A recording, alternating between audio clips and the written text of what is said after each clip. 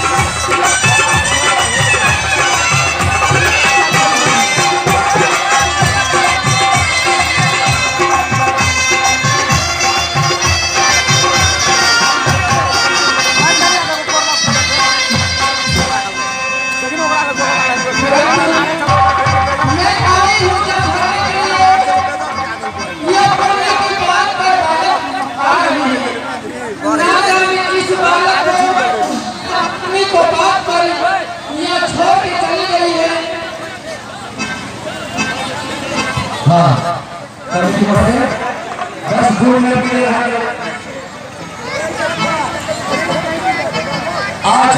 चलिए जल्दी आओ बस 2 मिनट के लिए आप बैठे 2 मिनट के लिए आप साथ हो आप कमेटी महोदय आप